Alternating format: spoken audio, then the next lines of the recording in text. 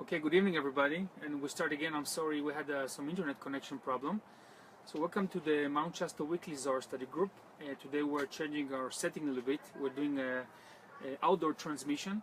So enjoying the great weather and fresh air. So if we have some background noises, please excuse us.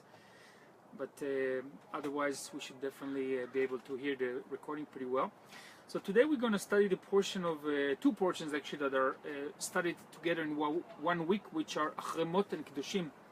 Achrei means after the passing or after the death of, and Kiddushim means holies or sacred. And again, like in each every week, we're not here to discuss historical events. We're going to just talk about the Torah context of those events, but we're going to see what are really the mystical, or like what are the codes that the Zohar is deciphering for us out of the Torah.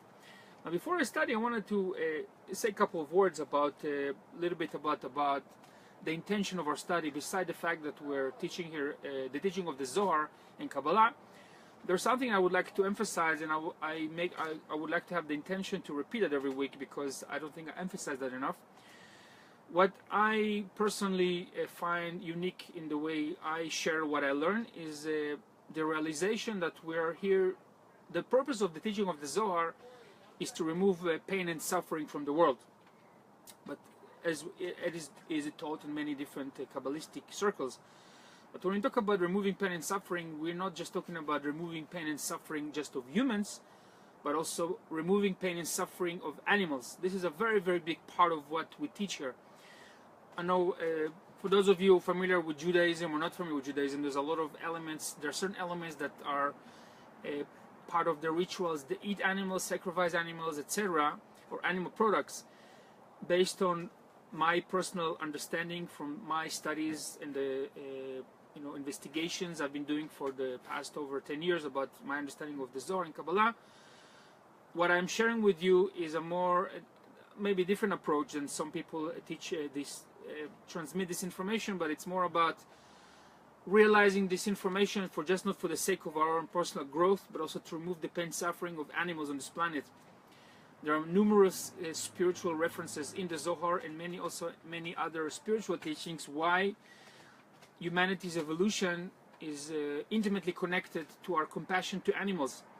So I would like to make the statement that for us, the Mount Shasta Zohar study group, it's high priority that you not only get the benefit of the Zohar and make your life more impactful, successful, and great achievement, remove chaos and have fulfillment in your life, but also to use the study so you and whoever you come in contact in your life make an impact to end the pain and suffering, not just of humans, but also of animals. This is very, very important for us. Just want to make that, share that with you. Thank you. So you're welcome. So let's talk about the portions of the week and see what is the great wisdom the Zohar is sharing with us today. So first of all, we know that because it's a leap year, we're studying those two portions, and those two portions are very, very powerful. And we know we spoke about it last week. We're in the month of Taurus, Iyar in Hebrew, or Shor. We have two different names. So Shor means Taurus, and Iyar is the name of the month. And we know that Iyar comes from the word Or, which means light in Hebrew. We know the month of Taurus or Iyar is the only month that usually it's the only month through after all the months in the year that is in completion through the counting of the Omer. We know the counting of the Omer is a process of a very intense purification process for those of you following our studies that lasts 49 days right after Passover. Together it's all 50 days. So the month of Taurus is the only month that is within those 49 days and it's in completion. And why we have that opportunity of the month of Taurus? Because, like we said, Taurus comes from Iyar, which means light, Or. This is the kind of light that we would like to draw to help us in our personal growth and fulfillment. And I'm not going to repeat things we discussed last week, what type of growth we have opportunity, but we have something more specific that I would like to expand on today, not just talk about the Omer because I spoke about it last week. So we know that when we talk about Achrei after the death of the passing, we know that it refers to the death of the two sons of Aaron, and we know that the story, the Torah story, the biblical story about those two very high souls that happened that they perform a certain ritual and they were intoxicated and they exposed themselves to a very high voltage of energy and they've been evaporated basically. So that's the historical context. But we're gonna see what is really in it for us, because we already studied that story or the Kabbalistic insights about that in the portion of Shmini, which was a couple of weeks ago. So why are we repeating that today?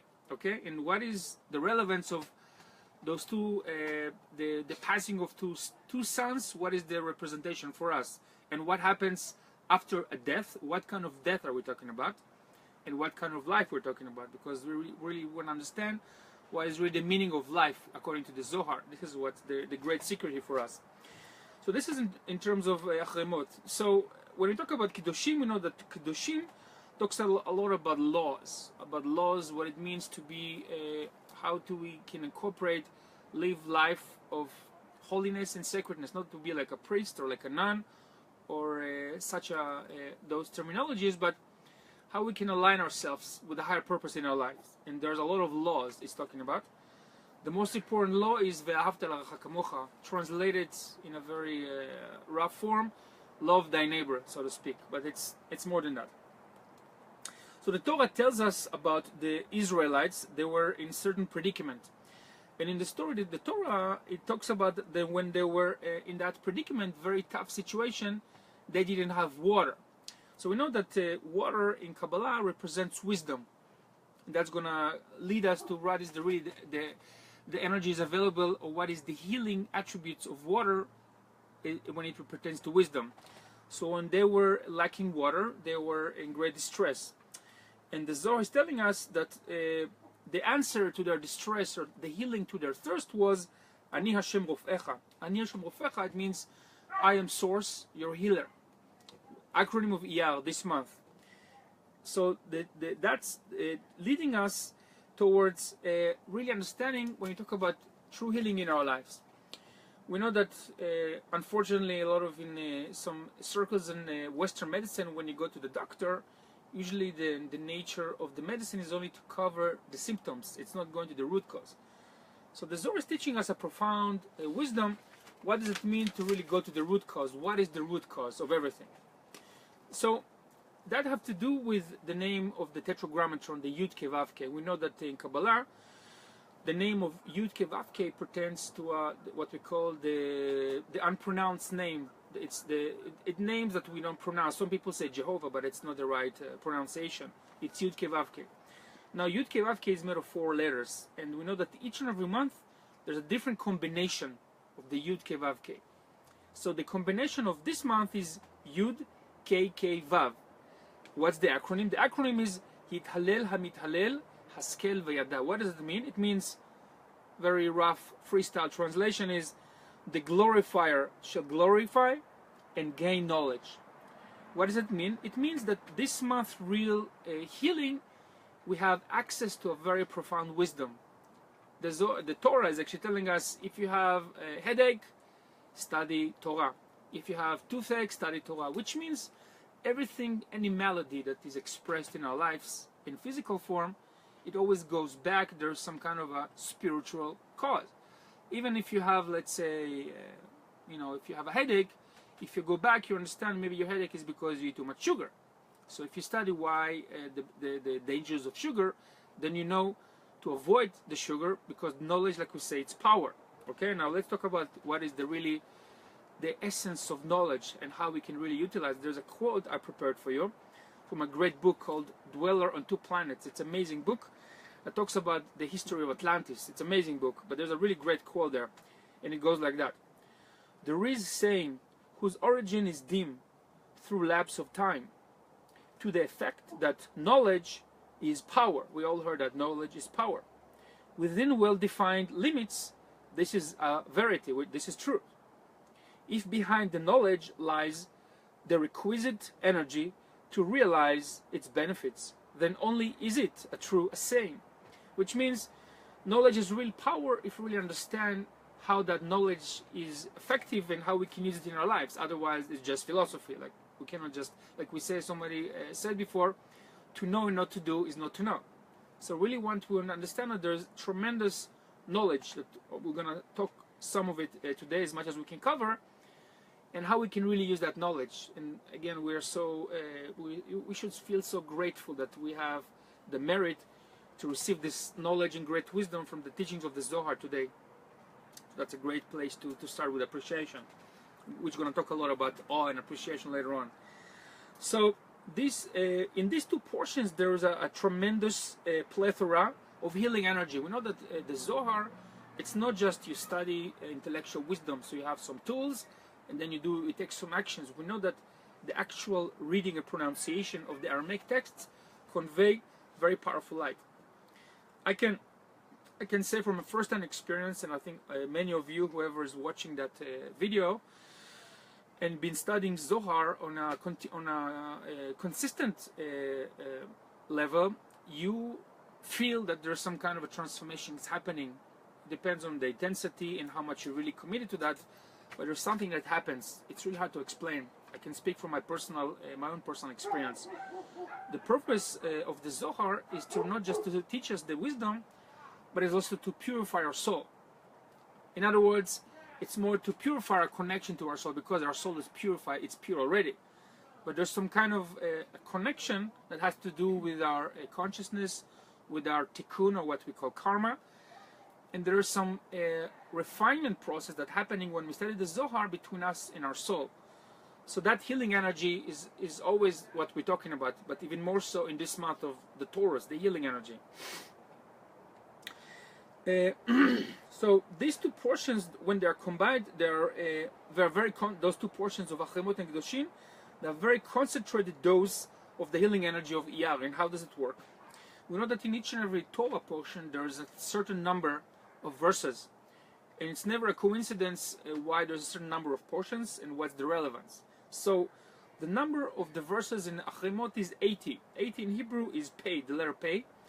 Pei is the energy of the letter that rules Taurus, the letter Pei. So that's the first portion we're studying. The second one is Kiddushim. Kiddushim is 64. 64 is Samech Dalet in Hebrew. And the numerical value of 64 is Ve Noga. Noga is, we know that is the energy of Venus that also rules the month of Taurus. So these two portions combined, they're actually a very, very powerful dose of energy. If we really use it and we tune to that, that help us in our own personal process of expansion, growth, etc. So I want to do a quick review of the deaths of the two sons of Aaron. So we said like they were intoxicated by drinking wine, alcohol, and when they were doing their spiritual work. Now we know that we learn in the Kabbalah that a priest cannot intoxicate himself with alcohol or with drugs. Now, what does it mean to be a priest? None of us, including myself, were not priests in our lives. Priesthood, it means there's certain commitment in this reality for a certain type of work. Now, not all of us are in that commitment, and obviously some people derive a great pleasure from alcohol. But more specifically to us, the whole point of not being intoxicated when we do our spiritual work, it means we are want to be learned to be able to produce the high or the mental expansion on our own without using outside substances, whether it's a plant, smoking, whatever. So that's one thing. Now the second thing is because they were intoxicated, they were what we call they were offering strange fire. What does it mean? It means that because what happened while they were intoxicated, they connected to a very strong voltage of energy, but it wasn't from the right source. And I think each and every one of us, we may relate to times in our lives, maybe when we were intoxicated to a certain level, and maybe sometimes we felt that actually we have some really great realization or some kind of great revelation, or even what people call downloads of energy while we were intoxicated. And the question is how much of that was actually left with us after that process. So these verses are reminding for us not just about the avoiding, if we're considering ourselves on the path of a right column, what we call a Kohen, the right column priesthood code means being a force of benevolence, hashpa'ah in Hebrew.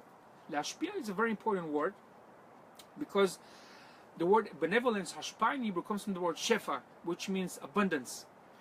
When we're committed to be channels of abundance in this reality, it requires a certain commitment to certain lifestyle, excuse me, to certain way of thinking, activities, and even social circles. So we're not just talking, reminding ourselves about those aspects, but actually there's much more precise instructions for us how to fine-tune that ability. Before I go to the text of the Zohar, I'm just going to talk about a couple of very important bullet points. For example, in verse number 2, I will read the text later on. There is some certain contradiction when it talks about our service to source. And what does it mean to be in service? Everybody in this reality, we have some kind of an occupation.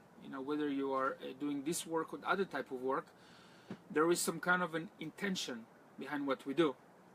For some people, the intention is to make a living. Some people is to support their families. For some people is to do all those things, but also to do them for the sake of serving a certain purpose in our lives.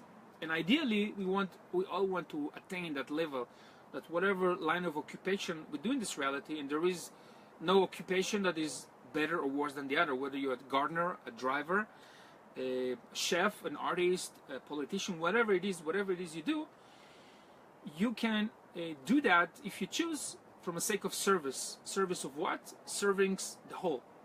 So that's a very important realization, because in verse number 2 it talks about sort of a contradiction, because the contradiction is mentioning is that from one end it says do your service out of awe, because awe in Hebrew means yir'ah, which is awe, but also it means fear. From one hand it says do your service out of awe, and so on, in a way fear. On the other hand it said do it out of joys and out of singing. And why it talks about such a great contradiction? It doesn't make sense. And we're going to explain what it means. Now, when we deal with extremity or extremely high forces, we cannot be very respectful and very cautious, and otherwise we can get burned. What does it mean? It means that when we are creating a certain preparedness in our work, let's say you are in a certain level right now, spiritual level, financial level, professional level, there's a point that you cultivate a desire to go to the next level, whatever that means in your life. And when we do that, we have to be aware that we're dealing with higher voltage of energies, whether it's financial energy, responsibilities, etc. So what we're getting to, that this one of the things we learn here, how can we deal with that extremity of two voltages represented by the codename of the two sons of Aaron, because they represent polarities. How we can do that effectively? I think each and every one of you will find, even maybe now in life, that you're actually ready to go to the next level. And there is a very, very great wisdom in this week portion, how to go to the next level, be prepared, and not get burned from the high voltage of whatever it is that we are desiring to draw in our lives. So that's a great wisdom. A couple of things that I would like to say about the name, the weekly portion of Achrei. In Hebrew, any word that you take, you can flip the letters, and you sometimes, very often, you have complete contradictions of the same word in two meanings. For example, shefa in Hebrew means abundance. If you flip the letters, you get pesha, which means a crime. Why is that so important? What is the wisdom in that contradiction? That if we don't use our abundance wisely, we are committing transgressions of the resources that we are receiving. That's one example. Or another example is the word pachad. Pachad means fear. If you flip the letters of pachad, we get dachaf, which means an urge. So the wisdom in that changing of the letters, that if we have fear in our lives, a fear can be a force that will make us freeze and not progress in our lives, or fear can be a very, very important force that will actually make us move forward. Will create some kind of an urge to move forward. So why I'm saying that? Because when we flip the letters of the weekly portion Achrei, we have some very interesting and very powerful codes that we'd like to share with you. The first one, when we flip Achrei, we get the code name Ruach Emet Yud, which means the spirit of truth, and then it says the letter Yud. What does it mean? Ruach Emet means, like we said, spirit of truth. And what's the Yud represent? We know that the Yud, I showed this diagram a few times before. We know that we have the seasons of the year. We have the Yud, we have the Hey and Vav, the Hey. We are in the second astrological sign of the season of the spring, that is represented by the letter Yud. We know the Yud represents the source, the endless realm, the undefined, the something that we cannot define with words. And we know that the Hey represents physicality. So we're actually, when we go through 4 seasons in the year, we're going through some kind of a energetic transmission that repeats itself every year. That's why year in Hebrew means Shana. Shana means repeats, also means changing. So when we talk about the word Ruach Emet Yud, the spirit of truth of the Yud, which means we can tap to a very powerful source of energy, which represents by the Yud. That's one explanation. The other configuration of the letters of the Achremot is Yereh Chotam. Yereh Chotam means the awe of the seal. Seal like a stamp. What does it mean? I'm going to talk about the attribute of awe, why awe is such an important aspect in our lives. But when we talk about the awe of the seal, excuse me, when we look around creation, around everything in our lives, whether it's nature, whether it's constellations, our physical body, everything that happens in the physical reality, it has some kind of impression, some kind of a seal, there's some kind of a construction. And when we understand that not only the physical world, but the cause that brings forth the physical reality, there is some kind of an order. When we see that seal, so to speak, that the manufacturer's seal of everything that has been in this reality, when we look at it with appreciation and awe, they create a vessel. And that's part of the things I'm talking about, how we can draw that light to the next level we're desiring in our lives by cultivating awe and appreciation. So that's the term with the seal I was just mentioning.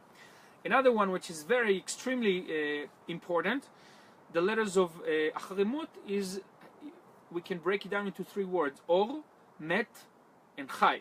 Or means light, Met means dead, and it means Chai means alive. I'm going to speak in a couple minutes about what does it mean to be alive, and how the light force of Creator that we draw into our lives can be a nourishing force, bringing forth light. We can cause death, because when we talk about the death of the 2 sons of Aaron, it represents some kind of caution for us, how to draw the light without causing ourselves harm. But also there's another aspect of death that we're going to talk about, in a sense of rejuvenation. So we're going to get there in a couple minutes. And anybody online have questions, comments, observations? No? Okay. So the light that emanates from the Zohar that we're going to be reading in a couple minutes has there's a very powerful property of cleansing our soul. And this is the real remedy and the real technology we want to tap into. I'm kind of reminding us maybe something that we previously discussed. Now let's talk about the meaning of life versus death according to Kabbalah. Life in Kabbalah, it means Or HaChaim, the light of life, or life force of the Creator.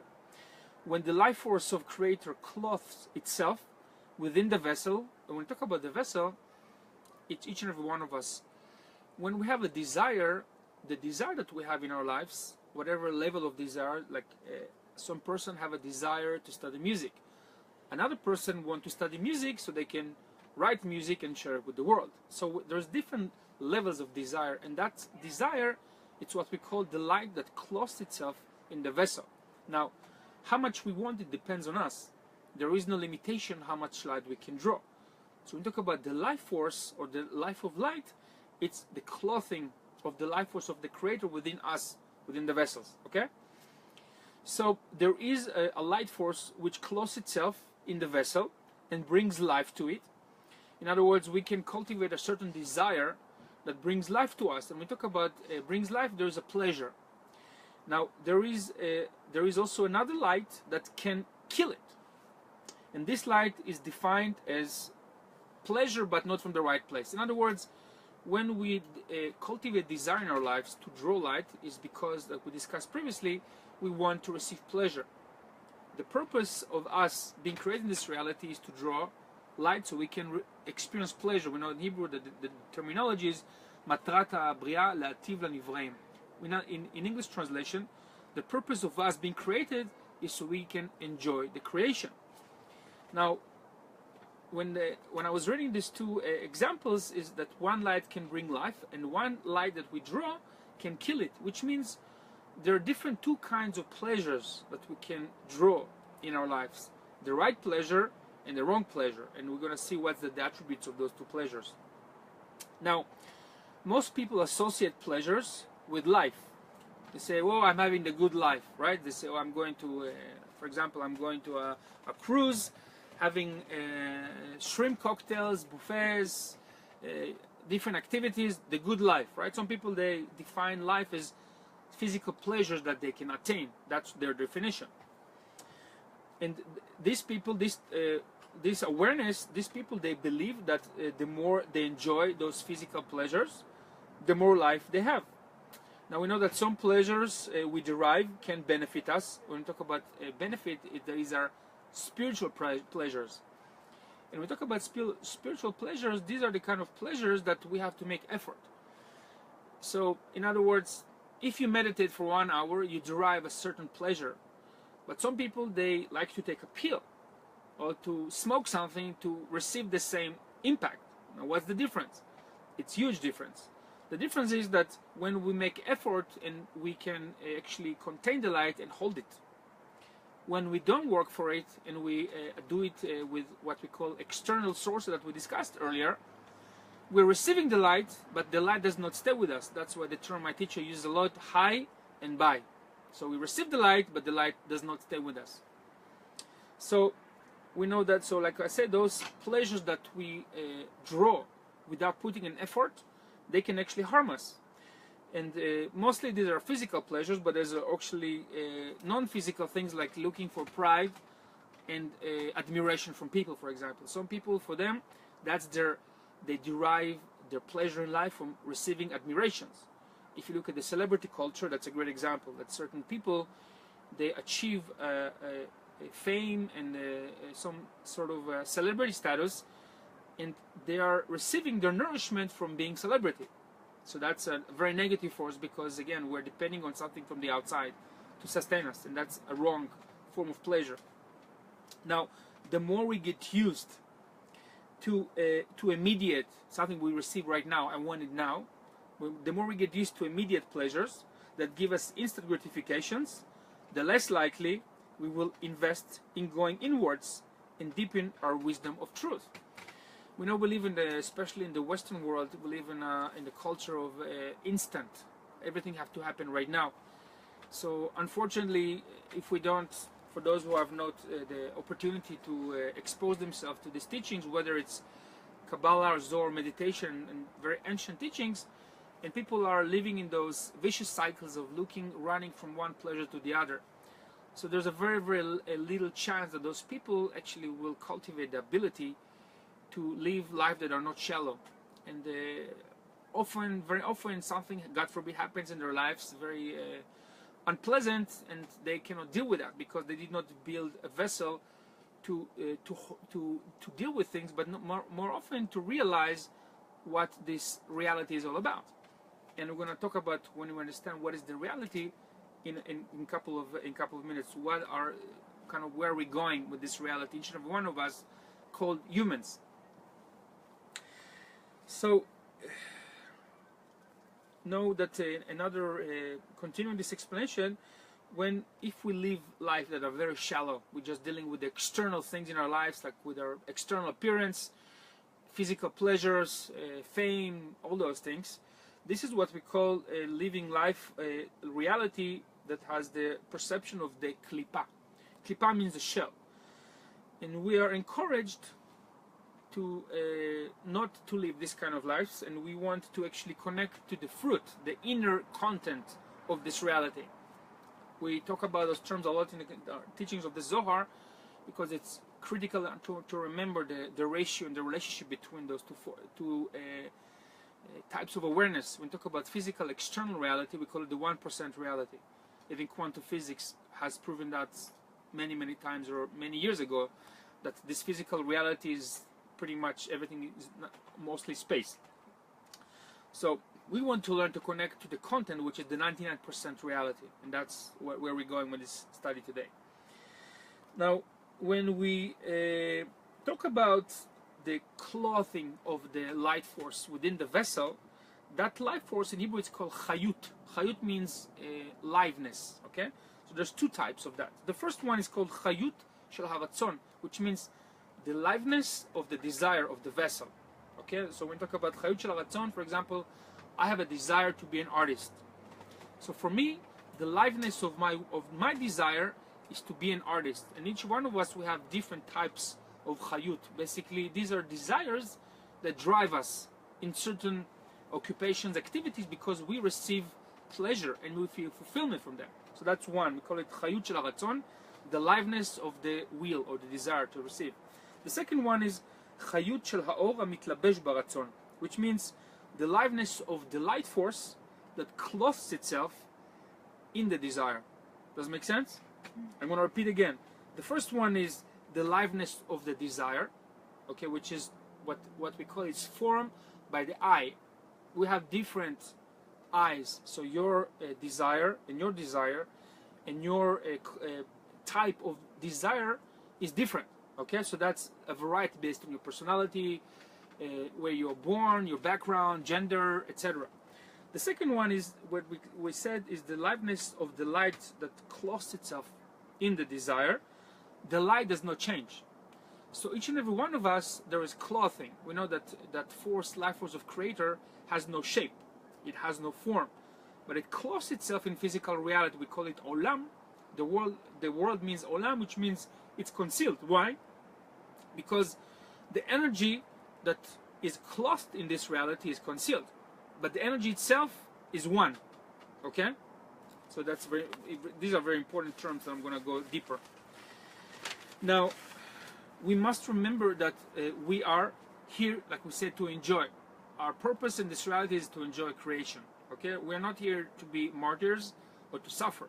There are certain spiritual teachings that say, you shouldn't desire anything, you shouldn't want anything, but by nature we are wanting beings. So what do we want? We want to enjoy. So I want to make that very crystal clear, that when we talk about the vessel that wants to receive, is because we want pleasure. So there is no any question about that. But we want to really fine-tune what is really the attribute of right pleasure versus false pleasure. Okay? Now, like we said, we have the first one. We talk about the first attribute of the chayut, the liveness of the vessel.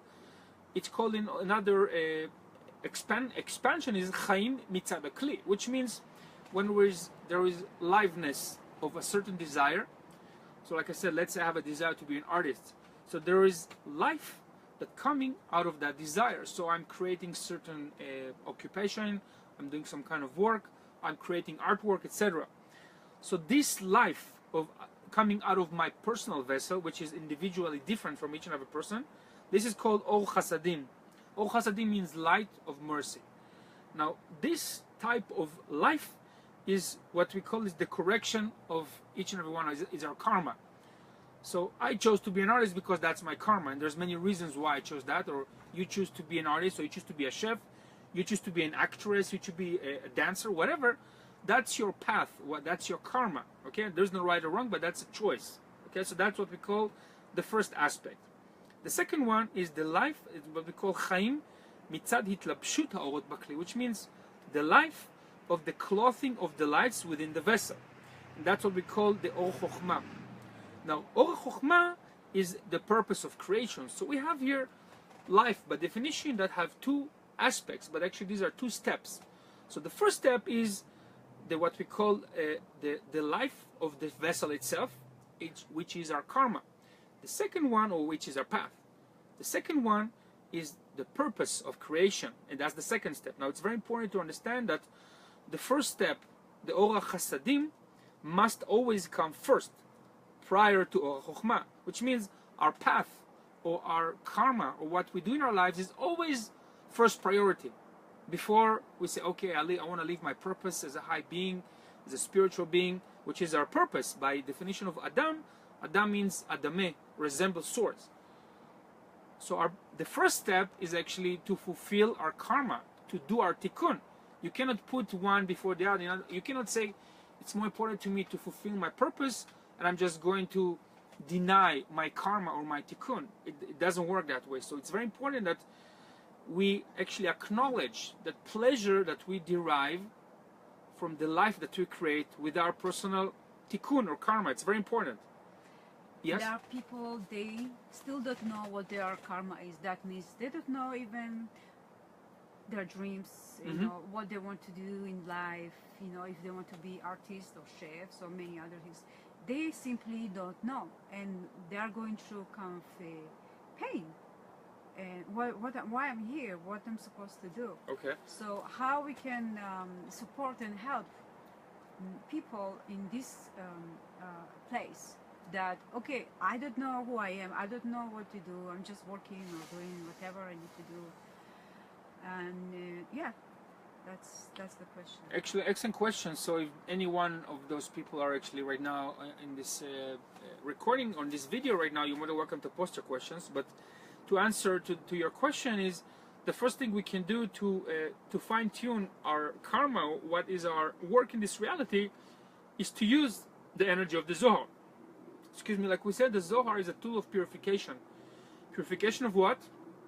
Purification of the connection between the density of the body, our ego, our identity, which is a completely it's like a shirt. That's what it's called. It's a itlabshut. Itlabshut means clothing. We're not our body, our gender, our physical appearance. Just like I'm not my shirt, I'm not this appearance.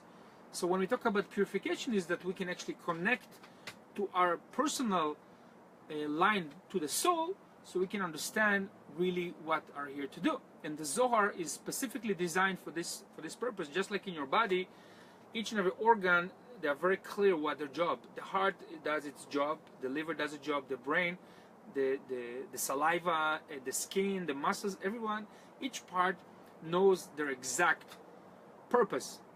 So if a human being does not know the purpose, it's really wonderful to use the energy of the Zohar to clarify those things. That's the purpose of the Zohar, so we can have clarity of our tikkun, of our work in this reality. And I personally always advise people to remember yourself, what are the things you like to do when you were a child. Because when we're kids, we're not yet jaded, programmed and conditioned by our parents, siblings, environment to become something that maybe we lost contact with. And if some of us, we had a conversation with somebody today that they have very problem to remembering their childhood. So there's also tools that help them to remember childhood, like to do hypnosis, meditation, guided imagery, to really cleanse those things, that to connect, because the child is the purity of the soul. When you come to the world, the child knows, the child have that wonder and the sense of curiosity and exploration to do things. So the things that we used to do when we were children, they come without the mind, the corrupted mind. Oh, I should do this because I should be a lawyer because lawyers make a good living, and I shouldn't be an artist. That's my next question. So that's the thing.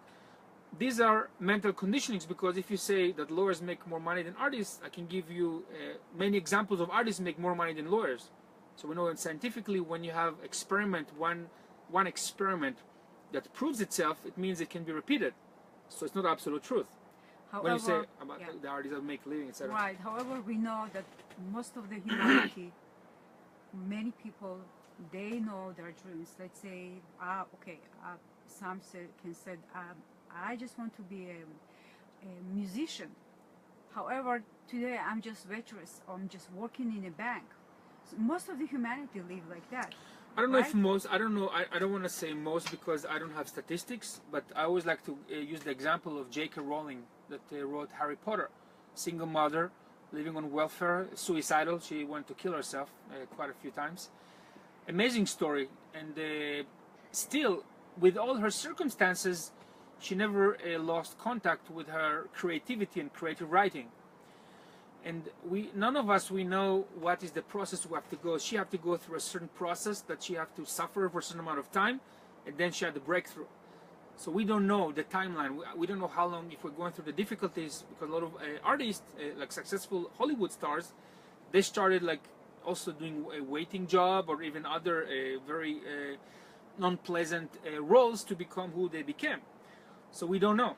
But what it really takes is our own level of certainty.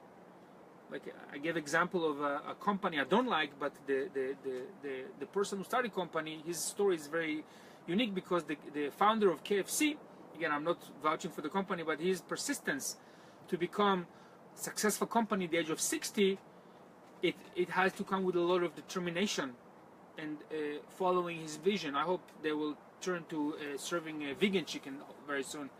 Kentucky Fried Vegan Chicken. But anyway, I'm just joking. But the whole point is like persistency. It's a very, very important aspect. So that's the whole point of we're using that energy of the Zohar this week to connect to the vision, to connect to the certainty, to the faith that we have a certain role here to do, and we're not here by coincidence. Just like this vase of flowers here did not just appear here. We did not appear in this reality by mistake. We're not here by just a coincidence. There's a purpose for each and every one of us. So it's a reminder that we have to tap and to acknowledge that we have a role in this world. We have a mission. Each and every one of us to our own level, into whatever environment we are. So we are here to reveal that and to fulfill that. Because each and every one of us is important. If one person is missing from this reality, it's not the same. Just one person. So each one of us is very important. Yes, and also, like, let's say you are an artist and you live your purpose, right? And I'm doing what I love to do. However, we must also support others, help them and support them to live their dreams. Well, that's why we do these classes. Yes, because if I live my dreams and you live your dreams, but my family or my neighbors or my friend, they don't, and I don't care about this, that's not enough, because it's not going to be complete. It's not going to be, you understand, it's not enough that I live my purpose. Exactly. My duty is also look around and see people, ask them, how can support on your dream, how can guide you and take you there, because only as we are together, live dreams together, each and everyone together, then we can achieve this complete good, tov. Yeah, absolutely. You're true. It's true what you said, and you emphasize the importance of a community and support. But even more so, what we really emphasize in this month is the support of wisdom. Because without wisdom, we can have a lot of great dreams, we can have a lot of aspirations. But wisdom gives us an extra tool to have clarity. Because when we establish that connection to, it's a source of energy that it's not something we can be quantified or measurable. We can receive those instructions what to do next. Like when you work, you're persistent with your spiritual work and using this energy of the Zohar, you meditate, you do whatever you need to do, you maintain purity of the mind, and etc. You start to have clarity. You wake up in the morning and you know what you need to do. Maybe sometimes you have to do very small steps, but every day you have the downloads what you need to do. Because Source is always communicating with us. When we talk about the purification, is we can clear the antennas. So we can receive the clear instructions, what they call Torah. Torah means guidance, instructions to follow our path. So it's important to have the community support, but no one will usually tell you what is your really role unless you know it first. No, it's I know, but sometimes I need the help of my friends to help me to go there. To achieve that. Of course, that's what I mean. Yeah, the community support, no doubt about it. There is no question. That's we spoke about it a couple of weeks ago and talk about the only freedom we have, the free will we have is to choose our environment. So it's very important who we surround ourselves, whether it's a community's environment that empowers us or disempowers us. That's a very important choice that we have to make, and conscious choice we have to make as human beings. Yeah. Thank you for your comments. So, like we said, Orach Hasadim, or our personal karma, always have to come first. The fulfillment of our personal path always have to come first before we fulfill our purpose as human beings. Because if we're not happy with what we do, we'll never be fulfilled. Never. That's very important to remember. So if you have been raised in an environment that tells you have to, to give up everything you want just to serve God, it's not what the Zohar Kabbalah is teaching us. No. What it's teaching us, you have to derive pleasure from the things that you love, and to do what you love and love what you do, because that's the first condition to true fulfillment. Otherwise, it will never happen. Yeah, obviously God loves what he's doing, Yes. he's doing, right? Exactly. Yeah. Creating the universe, creating our, everything. Creating us. So it comes from love, Mhm. from enjoyment. Exactly. So we are the same. Exactly. Yeah. Thank you. So we all desire life, like we said, chaim. But what we really must be prepared when we want to be prepared, especially when I spoke earlier to go to the next level. When we talk about how long, right? How long? It means it's always the answer is 6. What does it mean 6? Yeah. How long? It's 6. It can be 6. When we talk about 6, it means there are 6 levels. We know that we discuss in the Tree of Life, there is what we call the system of the 7, right? We talk about the system of the 7, right? 1, 2, 3, 4, 5, 6, 7. We are in the physicality. So we talk about 6, which means we're building a vessel of 6 levels. Those 6 levels are what we call Chesed, Gvura, Tiferet, Netzach, Hod, Yesod, what represented by those 6 spheres. Now, why we have 6 days a week? Because in each and every week we have a certain sphira or certain energetic step that we're going. So in each and every week we're completing a certain we're going actually to another step. Depends on what we do, of course. It can be a small step, it can be a big step, but nevertheless there's always progress. The same thing with when we talk about preparing our vessel, whether we want to get married, we want to have a bigger family, want to have kids, want to have bigger sustenance, a breakthrough in our career, etc. We want to understand that we want to build those 6 levels. And I don't want to talk about the Sfirot in detail, but we want to understand that building the vessel, it's very important. If for those of you who want to understand a deeper study of the Sfirot, I talk about it in various classes. But the answer is always 6. How much you have to prepare is 6 levels. And the 7th one is the Malchut, because the 7th one is actually the materialization of the vessel within. It basically reveals itself, it clothes itself, physical reality.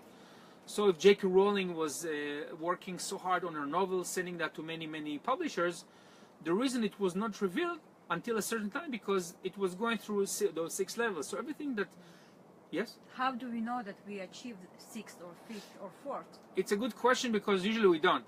Right. And how we don't. But what we can know, that we sometimes receive hints where we are. We can receive, if we are very tuned, we can actually receive hints how far we are. Sometimes the universe will tell us, be patient. Usually that's the answer. Be patient. Just do it. Just continue doing Just continue doing that. And how do you derive force or energy to do? That's what we're learning here. We want to cultivate the certainty, the emunah. Emunah, like we said earlier, emunah means faith, also means trust. That have trust that there is a bigger plan for you from the universe. So if you are in a certain place right now and you're feeling like when it's going to come, when it's going to materialize, that big project, that great relationship, whatever it is you desire in your life, start with the patience and know that Source have always great things for you. Because unfortunately, many times in certain circles of society, we are conditioned to think that we're here to suffer, that the purpose of this life on this, like Alex Jones calls this prison planet. This is not a prison planet. This is heaven, actually. Okay. It doesn't look like that in certain places of the earth, because we're here to create that. But it's not a prison planet at all. No, Alex Jones, you're wrong. I'm sorry. Yeah, I agree. So the principle that we are all taught here: don't ask to receive until you are ready for it. Because there's 2 parts of that. Don't ask to receive until you're ready, because sometimes you ask so much in the universe, based on your past karma, based on maybe good deeds you did, the universe cannot stop itself but give it to you. But sometimes you're not ready, so you can go through an experience that will tell you, this is not the right time. Or the other way, you don't receive it because you have to prepare yourself. But nevertheless, be certain, like when you ask for something, that you're ready for it. In other words, invest the time to really do the work that prepares you. And which brings us that the most important thing that we do in this reality is really invest the time in preparation. Example, when a chef prepares food, they can spend a few hours to prepare the food, and the enjoyment of the food is very short. That's why we have 6 days of the week and we have the Shabbat, only 1 day. But that 1 day, it's not about the quantity, it's about the quality. Because you can spend many years preparing something, but then the deriving of the pleasure or what you draw, the energy you draw, it may be a very short time, but the quality It's tremendous. So the preparation is very important. So the good news is that it's going to happen. It's going to happen. Just the problem, I would say, I don't know. Or the challenge. Let's say the challenge. The challenge is the most of us quit before it's going to happen. Mm-hmm. Because, oh, no, it didn't happen 10 years already, 20 years, so probably it's never going to happen. Mm-hmm. So the good news is continue doing, because the remedy, it's been designed that we have to achieve it. Exactly. It's inside our DNA that Mm-hmm. it has to happen. Yes. It didn't happen not because I'm failure, not because it's not going to happen this lifetime. It's not time yet. Mm-hmm. So without being trapped in time. Exactly. Just don't get stuck. We talk about two levels: the tikkun habriya and matrat habriya, the correction of creation, and the purpose of creation. Don't get stuck. Oh, let's say you are an entrepreneur, so you had this vision to to start some new app. You made the new app, the new Snapchat, and you're already planning your exit, and you sold your company for billions of dollars. For some people, they will say, oh, okay, I achieved my goals. But don't get stuck, because it never stops there. Even if you achieve what you think is to achieve, always you have to remember the second step, there is a purpose. So the purpose for you, it's not just to make the money or to sell the company, whatever it is. Always remember there's a higher purpose. So don't get stuck in the first level. You have to enjoy it nevertheless. You must enjoy it. But always remember there's a bigger picture involved. Always remember that.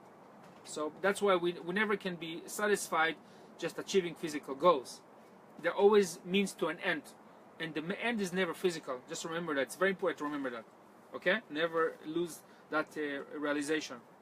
Because we have lots of conversation about that. When it's going to appear, when my, what I'm planning or my goal or my project, it's not happening yet. It didn't happen yet. So sometimes there is frustration. Yes. And so it's a reminder for us too that, okay, absolutely. We just had a conversation about this week. Yes, and the reminder that we learn here is like when we're going through those time of frustration that we don't receive what we want, we learn from the Zohar. They learn from the Zohar to use that time to strengthen our connection to Source. Because let's say you receive everything you want, you completely lose your connection to Source. You think, oh, now I have multi-billion-dollar company, I'm fulfilled, and you completely lose your contact to Source. So the reason maybe things don't manifest as fast as sometimes we desire, so we can have that strong foundation of connection. So we always know and we remember what is the real fulfillment. It's humbling. It's humbling, exactly. And when you receive that, you don't make a big deal because you know what's the priority. Yeah, exactly. It's very important to remember that. So it's a good time to fine-tune our humbling, like you said. It's a very important characteristic, but also realization of what's the source of everything that happens in this reality. Never lose sight of that. Yes? It's good time this month because the month of Taurus is more about being patient.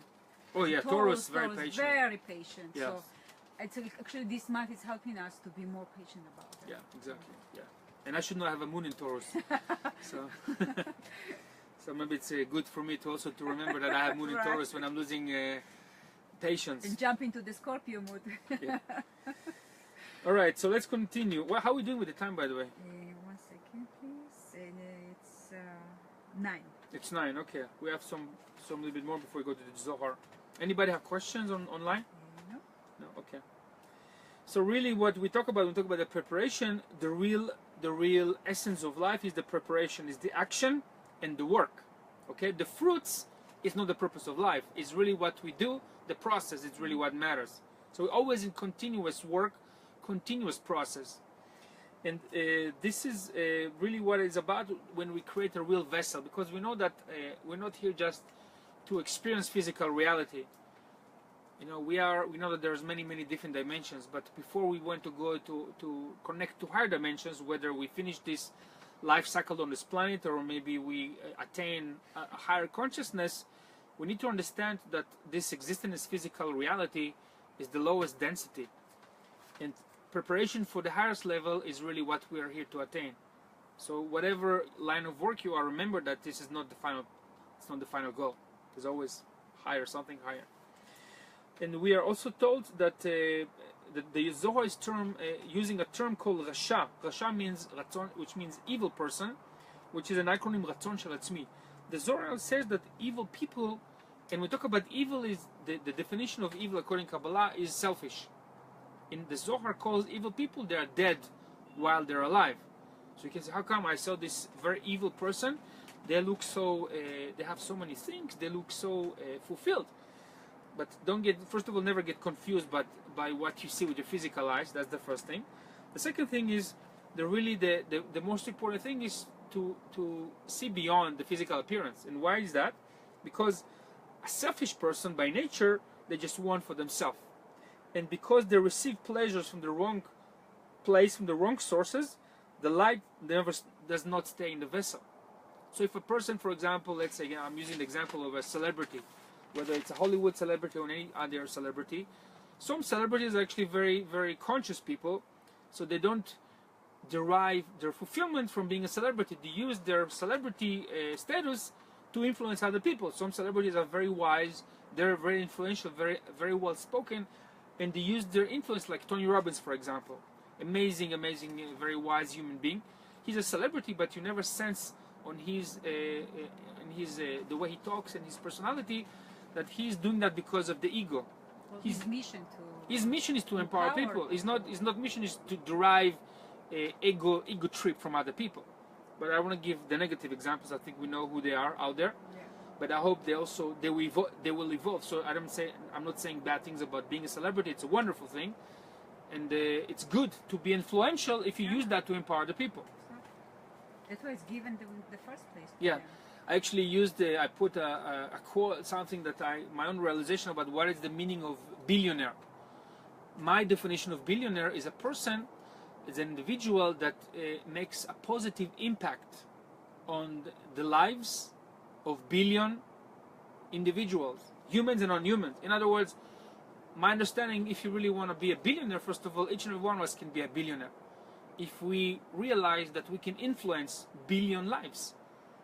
When you have this realization, you actually become much more excited to fulfill your life mission, because Source wants everybody to be happy in this reality. So when you are connected to what we call the billionaire mind, with this understanding, you can receive so much support to help you fulfill. I'm not saying everybody won't have the desire to impact 1 billion lives, humans and non-humans, but there is no really limit. I definitely have the desire to impact in that scale, and I think you have, and I know a lot of people that do have the impact. It has nothing to do with money. And if you are committed to this kind of impact, להשפיע, Source will support you, but also remember that you have to prepare the vessel for this kind of influence. So that's a great kind of definition of what it means to be a billionaire. A lot of people have billions of dollars. I don't think they're really billionaires. They have the numbers, but the level of influence, we can argue about it. Some of them do, some of them don't. And some people actually have no money, like Gandhi. He barely had money. I mean, he wasn't a wealthy person. He made impact on a whole nation, almost billion people. So let's continue. When we talk a lot about the relationship between the external reality, the inner reality, and what the Zohar is fine-tuning us in this week 2 portion is, we're taught to utilize the external reality in order to stimulate internal awakening or internal growth. So again, Kabbalah says never desire small, desire big things, whether it's a mansion, have a private jet, billions of dollars, but always use that to awaken something within you and within other people, because the more you impact others, the more you become a benevolent force in this reality. So using the physical reality not as the goal, but the means to an end, to awake something inside yourself and others. So let's continue.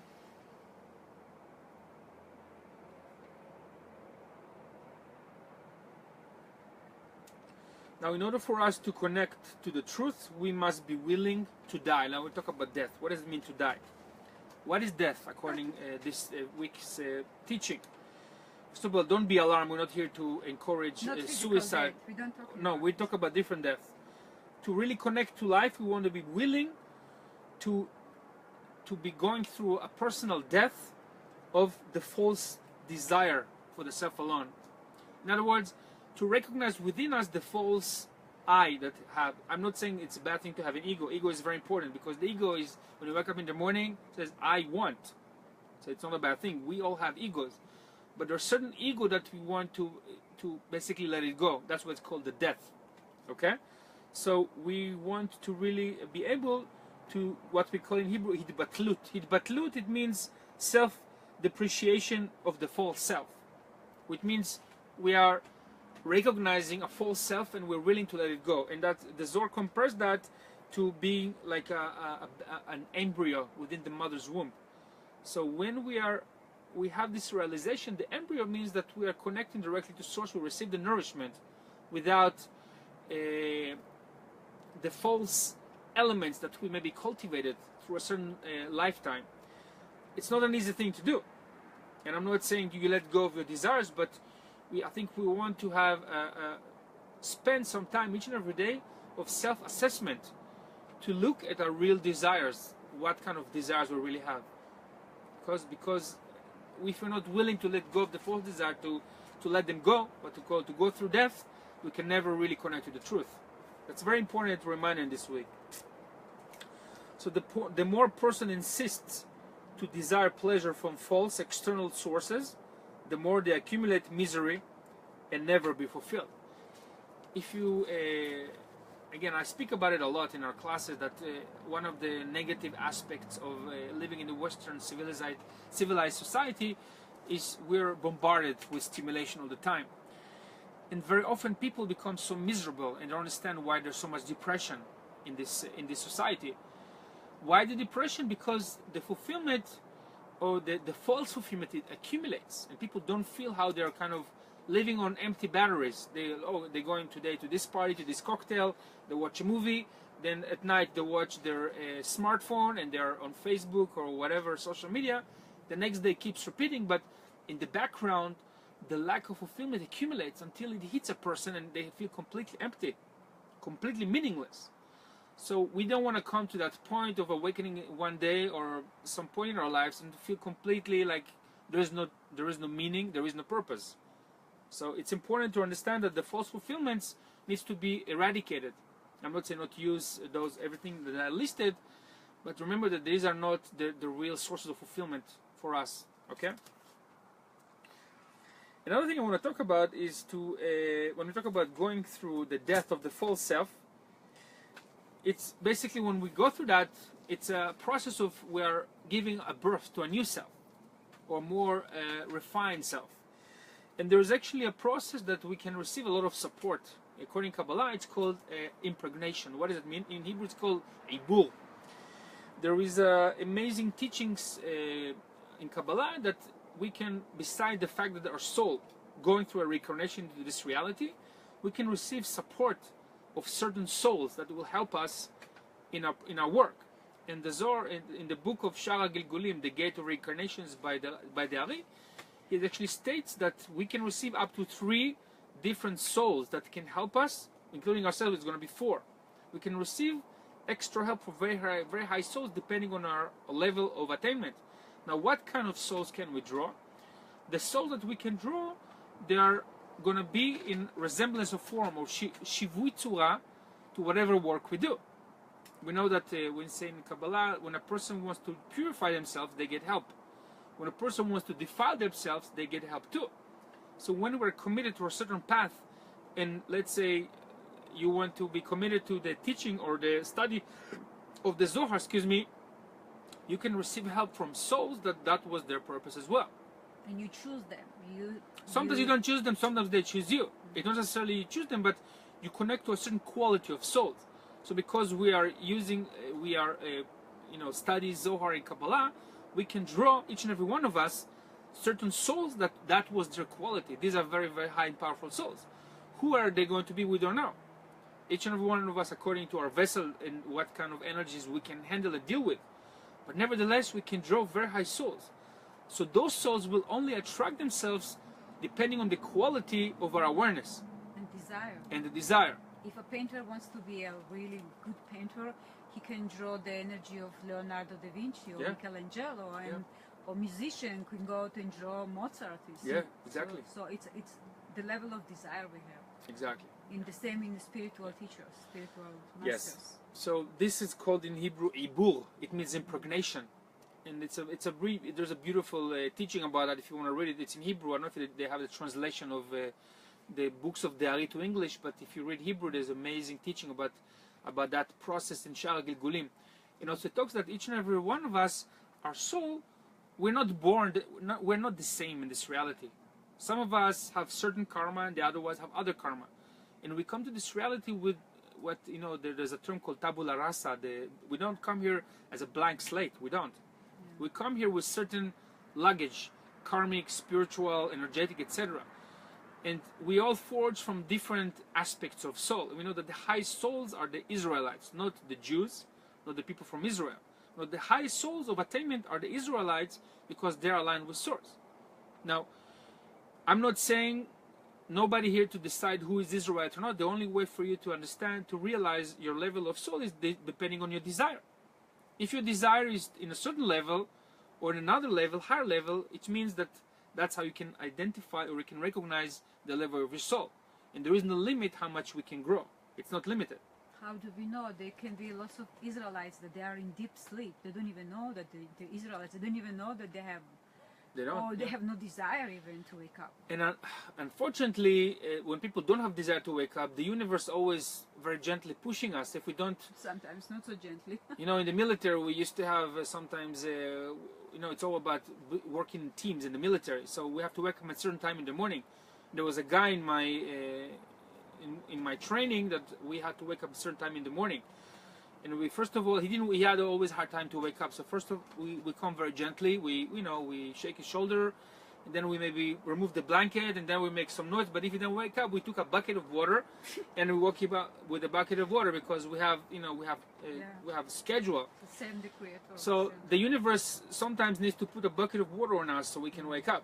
So ideally, we don't want to go to this point of suffering. So we can. That's the whole point. We study wisdom, so we can awaken the desire on our own. So that's the whole point. So we can avoid the chaos and the pain and the suffering. That's the reason we're sharing this wisdom. So you say, you know, maybe you say, you know, I don't have any desire, but when I'm sharing this information with you, maybe I should start the process of awakening some desire for something bigger, to awaken the Israelite within me. Israelite again is aligned with Source. To awaken there is something bigger. There's a bigger purpose to this reality.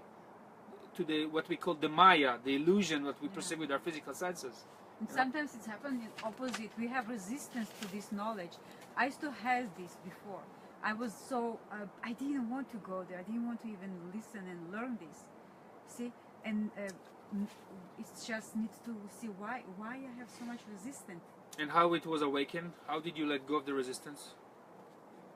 By hook or by crook?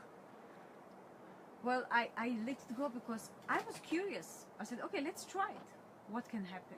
Because it was coming in messages and classes, and people will come to my life. Yeah. The Zohar came to my life. The book actually appeared in my business.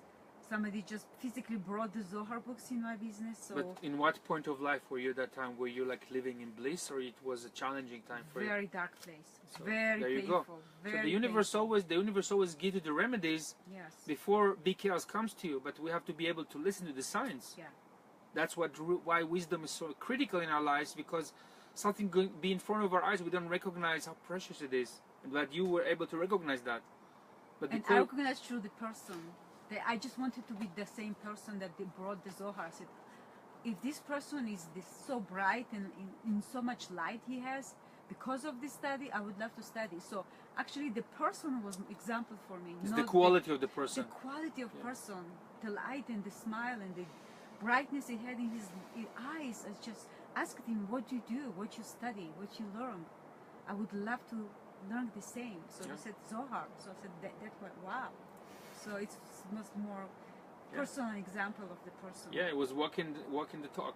He was that. He was the embodiment of the quality. He was living that every moment. Yeah, that's a great example. Now, before a couple of more things, I talk about a little bit, a few bullet points of the portion of Kedoshim. What is the representation of Nadav and Avihu? They were the sons of Aaron. So when we talk about the death of the two sons, we know that the word son in Hebrew is always a code name, Ben. Ben means understanding, Binah.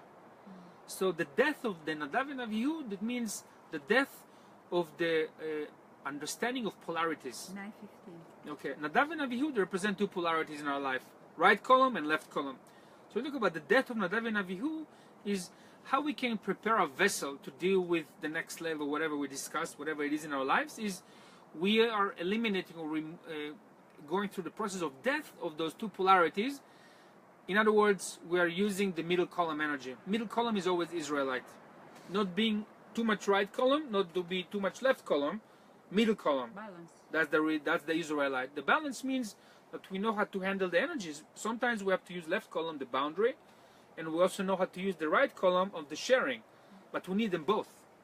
So the death of Nadav and Avihu is the death of the polarity and the birth of the middle column. Okay? So it's not about the historical death of those two people. Now a couple of things about the portion of Kedoshim before I go to the reading of the Zohar. Now the self-awareness of the individual in relation to the whole. We always talk about that. What does it mean? Kedoshim, we says it means to be holy. It says in the Torah that Kedoshim tihu le'Elochem, you shall be holy to God or to Source. What does it mean?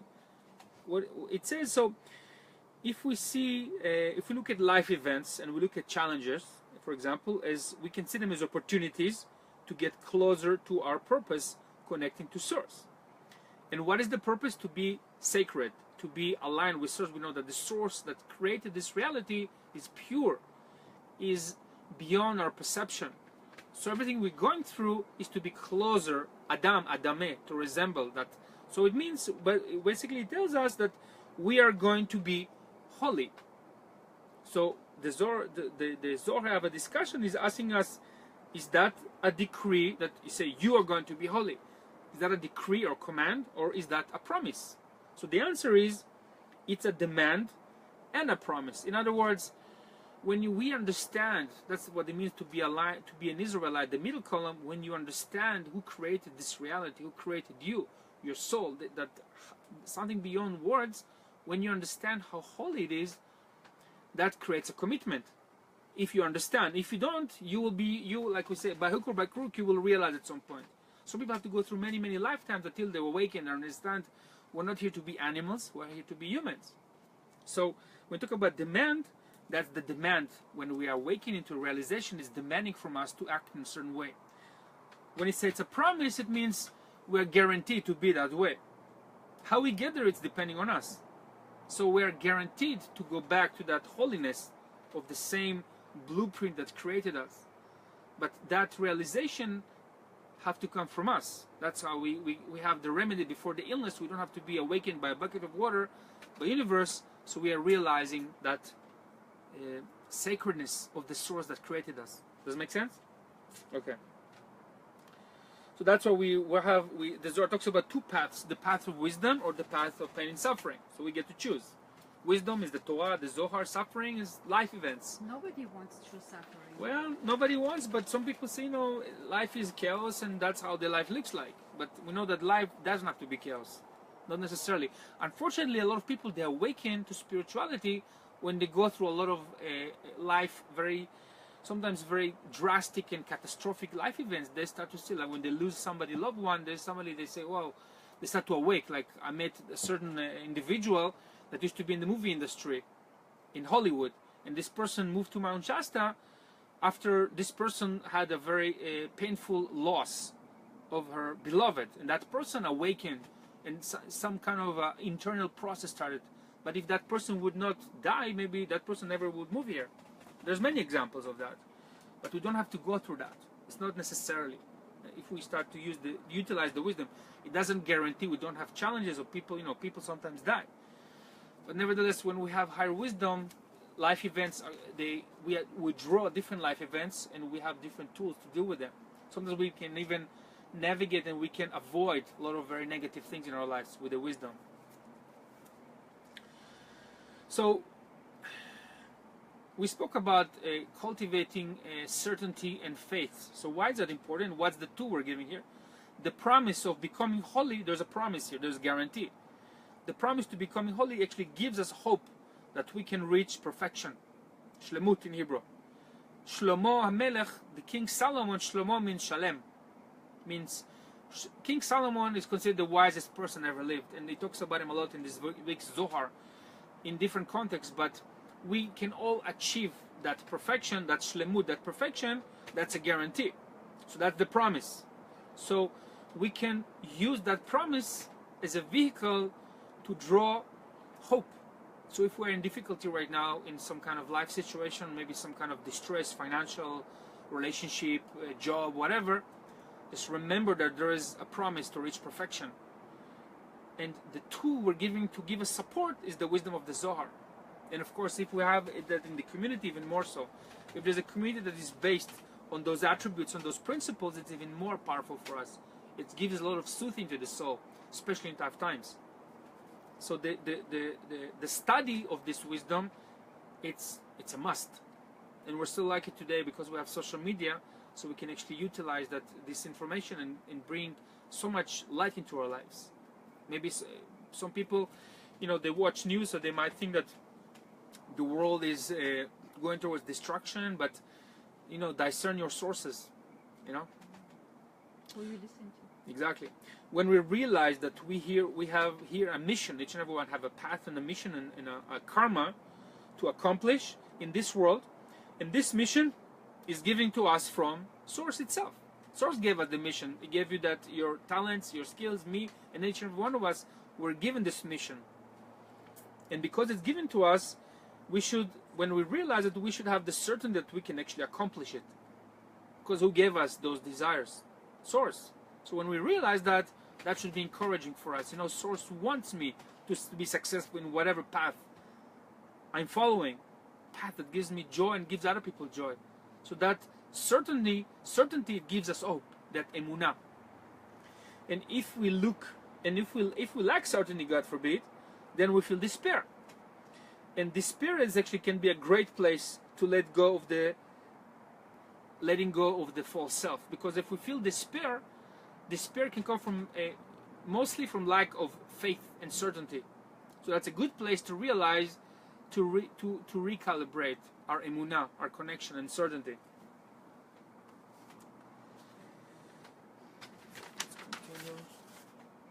So let's talk about a couple of things before we go to the Zohar, to kind of recalibrate our attributes of being an Israelite. Again, Israelites, it's a commitment, it's a decision, and it's a choice, and it's not something that everybody are committed to. But I want to give a couple of principles for us to fine-tune what we want in this reality, what we want in this life. So what are the most three important attributes of an Israelite? Israelite, again, Yeshar Elat, aligned with Source. The first one is to have a high desire to receive in order to share. Israelite, somebody who wants big things to happen. Big things draw a lot of money, a lot of influence, a lot of ability to be a source of benevolence. Like we said earlier, to be a billionaire, to affect billion of lives. So that's the first attribute of an Israelite, is a big desire to receive in order to share. That's the one thing. The second one, the Israelites are the torch carriers for others. They're, in other words, being the role model. It doesn't mean everybody have to be an Israelite, but it means that there are a certain group of individuals that have bigger desires than others.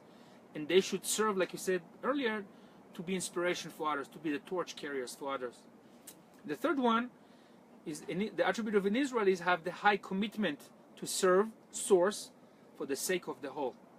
In other words, whatever we draw, whatever we receive, whatever we manifest, we know it's not for the individual, it's for the sake of the whole. Very important. So those three are very important. So the Israelites are the most important group of souls who are the fuel behind humanity's evolution and quantum leap to the next level. So the Israelites are those who are actually moving the wheels.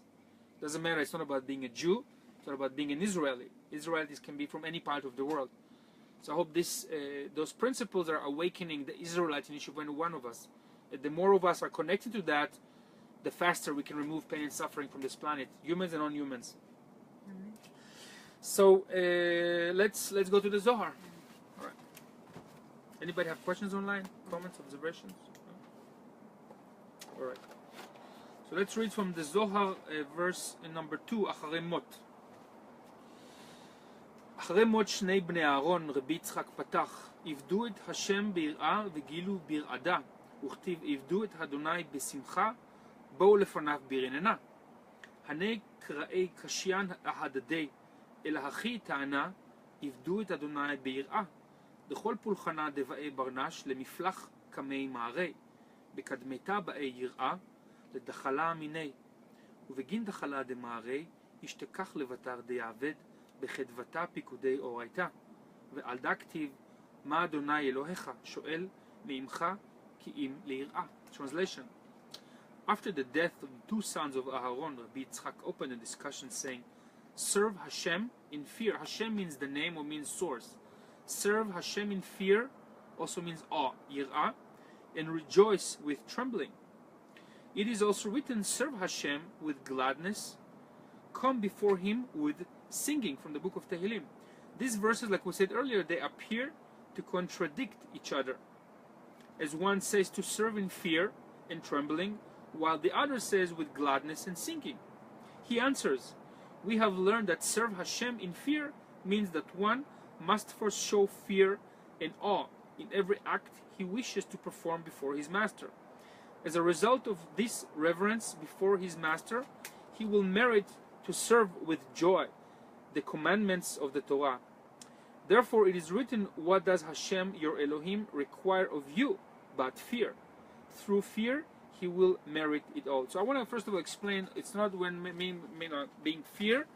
In Hebrew the word, it's a very tricky translation because it means actually more like awe. Yir'ah, it means not you're afraid of something, but you have tremendous deep awe towards a higher force. Like we said earlier, the more we have awe to creator or source creator in this reality, the more we have appreciation. We can never look at everything in this reality without the same eyes. We can see that there's some kind of intelligence that is constantly injecting life force into this reality. So that awe is the foundation. That's what the Zohar is teaching us. Now the second what we learn is that awe can be when it's, first of all we said that awe is the first step.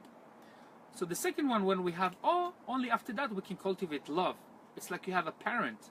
So we are told, or we're taught to have awe towards a parent. I'm not talking about our also our physical parents, but we're talking about have a relationship of awe and love towards Source Creator. This is the foundation for our constant connection on a very effective level. Now, talks about the other extreme, that low level of commitment in our lives can come out of fear. Now it means, let's say we are afraid to do, let's say, well, afraid if I'm not going to do this, I'm going to be punished. That's a very low level of commitment. If we do that from awe, it means we're much, much higher level. If we do things because we're in fear, it's not a very, very elevated way of pursuing spiritual path. So awe coming from awareness and from appreciation, that's a much, much higher level. Now, another thing about awe is this verse is teaching us is to realize why we do what we do and for what purpose. Like we spoke about it earlier about realizing our purpose, because when we're realizing our purpose, we're more fine-tuned to the constant guidance, the Torah, the instructions of what we need to do next. And if we don't have this guidance, use the Zohar to clear the antennas of the communication. Another thing about the word aware, awe is also similar letters of aware. Awe creates awareness. Okay, so that's another, awe is a means to create awareness. And also we said that that awe, it means appreciation. Appreciation builds a vessel. Like if we have, let's say in a relationship, if you meet a person and you have to invest some time to build appreciation to the person, more likely it's going to last longer, the relationship. But unfortunately, one night stands don't last because there is no appreciation. It's just about physical desires, immediate desires, but there is no appreciation of the person. That's why a lot of people, after they do one night stand, they feel disgust because there is no appreciation to the other person. And very often it's done under the influence of intoxicants.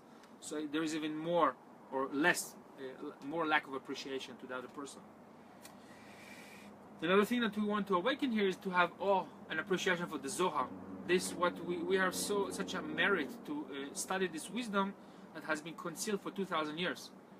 And the fact that we actually can do that on social media right now, it's such a great merit. So have awe for the Zohar.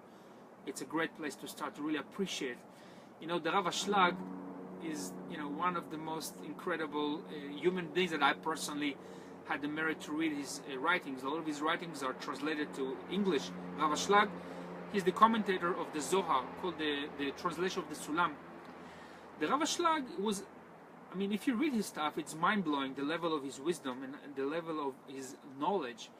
But when he lived in his time, he barely had a group of barely 10 people around him. So I hope we have more than 10 people watching this video, and I hope that you can actually share this information with others, with the awakening of the appreciation to this knowledge, because it's such a tremendous gift. I personally feel deep appreciation for that, because I cannot even put a number of money to evaluate how precious this knowledge is. So that's a great place to be, the appreciation to the Zohar. In Hebrew, there are the term for awe is also called romemut. Yirah also means romemut. Ram means exalted. And it's a place, it's a good time in our lives to maybe to stop for a second and see where we can upgrade our awe in our lives. Maybe after 20 years of marriage, people feel like maybe there's lack of appreciation. Maybe they're doing some kind of work and it becomes, you know, maybe very like a routine. There's many aspects in our lives when we can reawaken the awe in our lives, the appreciation. So it's a good time to do that. Because, you know, the month of Taurus can also be very kind of gravitational, pulling to be like focusing on looking for physical pleasures and less making an effort. So taking the initiative and to be proactive to awaken that, it's very important. It will bring so much fresh energy into our lives. And to the degree we awaken awe and love, to that degree we can draw energy and fulfillment. So the more awe we have, the more appreciation, the more energy we can draw. It's in direct relationship and ratio. That's the kind of vessel we create, and that's how much light we can draw. Okay? And the important thing about awe is also to remember there's a great reward to the spiritual work we're doing that includes our life kind of occupation, what kind of work we do. The reward is not the reason why we do what we do, but sometimes it can be a source of injecting hope and emunah for us, you know? So let's continue. Anybody have questions, comments, or observations online? No. How do you do with the time? 9:30. 9:30, okay. Okay, verse number 71. רבי שמעון פתח ואמר, הנה מיתתו של שלמה 60 גיבורים סביב לה, וגומר. הנה מיתתו של שלמה, מהי מיתתו? דקורסי יקרה דמלכה, דכתיב בי, בטח בא לב בעלה, שלשלמה מלכה די שלמה קולה דילי הוא. 60 גיבורים סביב לה, דהתאחדן בסתרה, מדינה קשיה, ויקרון שיטין פולסי דנורה. דהוא נער התלבש בהו. Translation. Rabbi Shimon opened the discussion saying, behold, the bed of Solomon, 60 valiant men are round about it, from Shir Hashirim. Behold the bed of Solomon. What is meant by his litter? It refers to the throne of glory of the king, namely Malchut, called bed, Mita in Hebrew. It is written about it, the heart of her husband safely trust in her. And Solomon in Hebrew, Shlomo, like we said earlier, means completion, refers to the king, that the peace in Hebrew, Shalom, in his referring to Zeir Anpin. 60 valiant men are round about it. They are attached to Malchut's aspect of harsh judgment and are connoted as 60 fire guards, meaning 60 guardians from fire. That youth, meaning Metatron, clothed himself with them. This verse talks about not just about King Solomon, the person, the historical person, but there's a prayer that is recited before bed that includes that what we've been talking about. We know in Kabbalah that when we sleep, the body experiences 1/60 parts of death when we sleep. So we recite this prayer so we can maintain the life force in the body. So that particular verse, we talk about Achrei because every night we actually experience death to some degree. Now, while we experience death, we actually, our soul, or the main consciousness of the body, actually departs from the body. And we're going to talk further in other verses I'm going to read in a couple of minutes, is what happens to the soul and how we can derive the most benefit from that time that when our soul departs from the body. So that prayer is a very powerful prayer, and there's a lot of secrets around it. But the number 60 refers to 1/60th of death that we actually experience when we go to sleep. Okay? So let's continue. Number 93. וטענה כל עינון דמתעסקי באורייתא בליליה דיוק הנהון התחקק לעילה כמי קודשא בריחו וקודשא בריחו משתעשע בהו כולי ימה ומסתכל בהו והוא כלה סליק ובקע כל עינון ריקין עד דסליק כמי קודשא בריחו כדין כתיב כי קולך ערב ומראך נאווה והשתה קודשא בריחו חקק דיוקנה דרבי שמעון לעילה וכלי לעילה לעילה סלקה ומתעטרה בכתרה קדישה עד דקודשא בריחו מתעטר בי בכל הוא עלמין ומשתבח בי עלי כתיב ויאמר לי עבדי אתה ישראל אשר בך פער. Translation: We have learned that all those that toil or study the Torah at night have their images carved above before the Holy One, blessed be He. The Holy One, blessed be He, enjoys Himself with them all day and pays attention to them. That voice rises and penetrates all firmaments until it arises before the Holy One, blessed be He. Then the verse writes, For sweet is your voice, and your countenance is comely.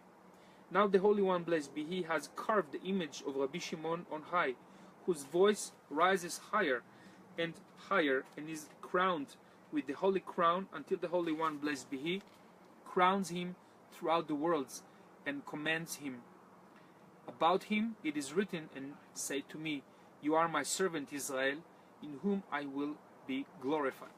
This verse is giving us actually another deep insight that not before we go to sleep at night, there is a lot of time we can actually invest in doing spiritual work by studying the teaching of the Zohar. Why night is more powerful? Because we know that the physical reality is called Olam, it's the concealed world. But there is light within that reality. But at night, it's the concealment of the concealment. So we said that many times that the text of the Zohar, it's not just intellectual information, it's actually have energy. If you cannot read Hebrew, you can just scan the letters and read the translation to connect to the energy of the Zohar. And when you do that, you draw light. And that light affects your soul. And that's why we say your image is being carved, because by connecting to this energy, you're actually making a very powerful connection to the source that created all the souls in this reality. And what happens to your soul when it leaves the body, when I read a little bit further. So studying Zohar at night is very, very highly recommended. Very powerful experience. Well, we are doing this now. We're doing this right now. It's not night yet, but if you commit to do even 5 minutes at night before you go to sleep, it's good. Midnight. After midnight usually, yeah. It's good after midnight to spend even 5 minutes to connect to the Zohar. Do that in a persistent manner. You will see some really amazing things happen. It's in your dreams, synchronicity of events, downloads, etc. You will see it's complete magic. Abracadabra, we said many times. So let's go to verse number 98. אלא הכי או לפנה מבוצינה קדישה, דקודשא בריחו חס על יקרה דלהון, ואיתו כד גרמהון לגו, ונשמתהון לה התאבידו, והאוקימנה, ותחזה עד לה מיתו בני אהרון כתיב, ואלעזר בן אהרון לקח לו וגומר, יקרא שמי פנחס, דהבה זמין לי תקנה עקימה, ההד ואשר להיות כבר היה. Translation: He answers, We have learned from the holy luminary, which is Moses, that the Holy One, blessed be He, concerned himself with their honor. So inwardly their bodies were tinged with fire, but their soul was not lost, as we have already established. It refers to the two sons of Aaron. When they did their connection, intoxicated, they were basically evaporated by fire. So what it says, they have not been lost. It tells us what happened. Come and see that even before the deaths of Aaron's sons, it is written, and Elazar, Aaron's son, took of the daughters of Putiel to wife, and she bore him Pinchas. He was called Pinchas because he was destined to straighten that which is crooked, meaning to correct the damage of Nadav and Avihu, the sons of Aaron. He explained earlier as though Nadav and Avihu had not yet died. This is the essence of the verse, and that which is to be has already been. This is a very, very powerful, amazing verse, because it talks about, again, the background. When Nadav and Avihu, when they died, they reincarnated and they become born as what they call Pinchas. It was a high priest. What's the relevance for us when we say that when we go through the death of the two polarity in our reality and we connect to the Israelites, we give birth to a new self, and that birth can have different attributes. Of course, it's a new, more refined level of soul that we can bring into this reality. Like, you can literally wake up after some time and you can feel that there's a new level of what we call an operating system is working within you. You can literally feel that. And you can even also draw, like we say, ibur, impregnation, higher souls to support you. You can feel that difference, especially when you do the study of the Zohar. So that's a great tool for us to upgrade. And we know also on Shabbat, that's why one of the things we get on Shabbat, we get Neshama Yetera. We actually get an upgrade to our soul. So the Shabbat is an amazing tool to attain that. Sorry for the noise of the neighbors here. Yeah. So another few things that we learn here, like becoming, this verse is teaching us about how we can become great channel in our own reality. Great channel means we don't channel other spirits, actually we are the channel in whatever we do in our reality, in our line of work, in our relationship with others. Now we know that we say that Pinchas was a reincarnation of Nadav and Avihu. And by the way, Nadav and Avihu, the Zohar says that they were the highest souls that ever walked in the planet Earth, ever were, ever will be. Those two sons of Aaron. So we're not here again to glorify two people that live in certain time, but also we can remind to ourselves that we have the ability to attain very high level, depending on our desire, to a higher level of our own soul. Okay? Now, it also tells us that our work in this world must include others, because the continuation, the reincarnation of the two souls to be another person, it's teaching us about continuity. Or whatever we do, it's always we want to increase our circle of influence. Whatever we do, we always want to be mindful how it affects other people. What is the impact? Okay? And what it's telling us to be accountable to the effect of what we do in this world. There's always a cause and effect. So if you're in the line of media, if you're producing, let's say you're producing film, what kind of films are producing? What kind of impact those films have on people, especially children? Whether you make horror movies or you make fantasy movies, what kind of impression you're leaving on the souls of other people? This is very great reminder for that, whatever line of work we do. And what is also telling us is we encourage to enhance our perception of the big picture. Oftentimes we're so get caught up in the small things of life. You think we just see the small thing, why this is happening in that very moment. So we might think sometimes that life is a connection, is an accumulation of small events, but it's not. There's actually a big picture. My teacher once used the analogy of taking, like, imagine there's a big drawing or big map on the table. We take a piece of paper and we put a little hole, and we just move that paper across the map so we can always see what happens through that little hole of the paper. But imagine actually we don't have that. We can actually achieve the whole picture, the whole map, to see what's the big picture, and that's what we can receive with the energy, the help of the Zohar. We can see on a bigger perspective, or higher perspective. The higher perspective we have, the more we can see, literally, and spiritually as well. Are we doing with the time, Maya? Quarter? Quarter to 10? Okay. Verse number 144. פתח ואמר, מים קרים על נפש העייפה, דא אורייתא, דכל מן דזכי למלאי באורייתא, ומרבי נפשה אמינה. מה כתיב ושמועה טובה מארץ מרחק קודשא בריחו, אכריז עלי, כמה תבן לא תבא עלי, בעלמא דן ובעלמא דעתי. ההד ושמועה טובה מן אתר מארץ מרחק, מאתר דקודשא בריחו, הווה רחיק מיני בקדמתה. מאתר דהווה ברנש, בדבבו אימי בקדמתה, דכתיב, וארץ מתקוממה לו, מההוא אתר מקדימין לי שלם. ההד מארץ מרחק וכתיב מרחוק אדוני נראה לי, ואהבת עולם, אהבתיך, על כן משכתיך חסד. Translation. He opened the discussion saying, cold water to a thirsty soul is referring to the Torah. Of all those who merit to toil in the Torah and satiate their souls from it, it is written good news from far country. The Holy One, blessed be He, announces about many favors to him or her in this world and in the world to come. This is the meaning of good news. Whence do we come to be good? From far country, meaning from the place in which the Holy One, blessed be He, was far off from him or her at the beginning, meaning where he was in enmity with him at first, as it is written, and the earth shall rise up against him. From this place they welcome him with peace. This is the meaning of a far country. It is also written, Hashem appeared to me from afar, saying, I have loved you with an everlasting love. Therefore, I have remained true to you. The end of this article is missing. So this verse is telling us that really what we want to invest a big portion of our time is using this amazing wisdom to get ourselves closer, familiar with source that's creating us, to invest the time to study and to have the merit really to use the energy of the Zohar. When we talk about Torah, it talks about the secrets of the Torah, not take the text literally, and to really go deeper in those studies to strengthen our connection to source. Because when we do that, source starts to reveal itself to us. Because we know that source is endless, it has no shape, have no form, but it clothes itself through physical things in this reality. It can be a bird, like we had today. Mm-hmm. It can be many different things. We don't know what. Messengers always there's messengers. Shapes. The message, like you said, that's what messages come from a far country. Maybe before it looked like it's far, but suddenly it starts to be closer to us because we're able to reveal. We're open to that. So that's a great reminder for all of us. Verse number 203. רבי יוסי אמר, בשעתה דברנש נעים בארסי, נפקה נפשי סלקה ואסהידת בי בברנש.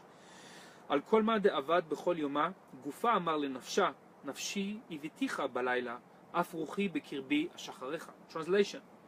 Rabbi Yosef said, at the time one sleeps in his bed, his soul departs, ascends, and testifies about him concerning that person's activities of that particular day. Therefore, the body says to the soul, my soul, I have desired you in the night. When you go out of me, my spirit within me, I seek you. This verse is actually giving us a great advice how to utilize the time when we sleep to get the most benefit.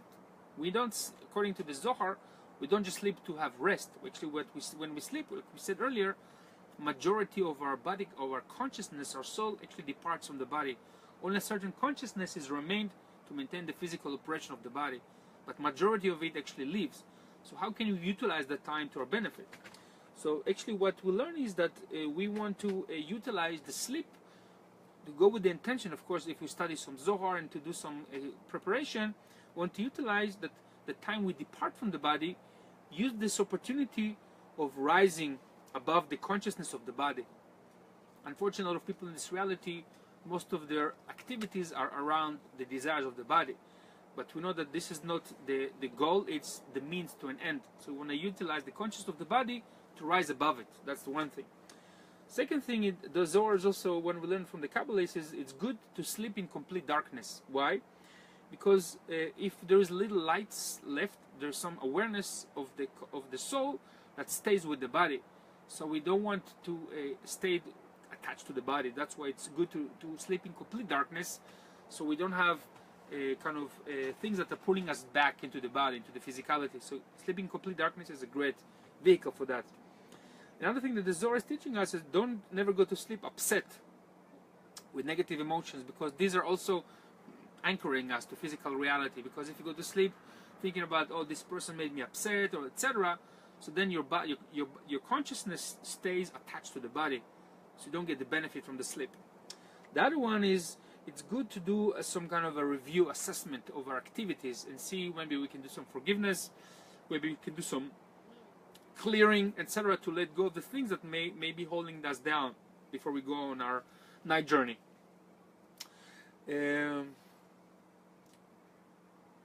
What else? So these are really good tips to utilize our sleep more effectively. So we have a couple more. What time is it, Maya?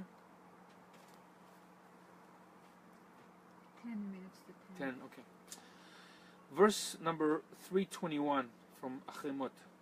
רבי אלעזר הווה יתיב כמי אבוי, אמר לי, אי פרקליטה בעלמא במטרוניתה אשתכח, ואי קטגוריה בעלמא דמטרוניתה אשתכח, עמי.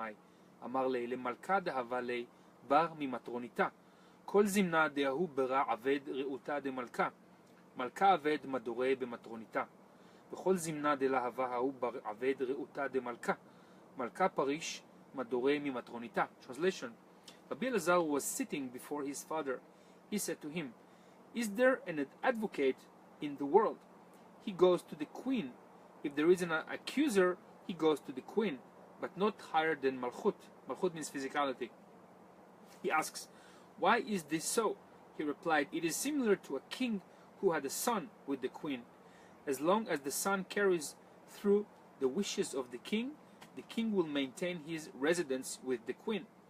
If the son does not obey the king removes his residence from the queen. We are often called, we are reminded that we are children of the highest high. That's used the metaphor of the king and the queen. And to stay in the palace, so to speak, the metaphor is using, it depends on our merit.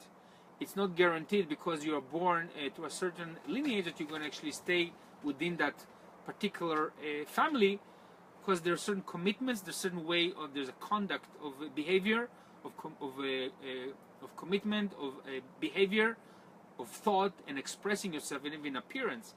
So if we want to really fine-tune our, to claim our connection to be the children of God or the King, we have to act in a certain way. That will guarantee us continuation to receive from those treasures of that kingdom. Not necessarily measured by physical things, but these are just the outcome. But it's really a reminder for us to fine-tune our own connection to the kingdom and the kingdom of Source. So let's do a couple more. 368.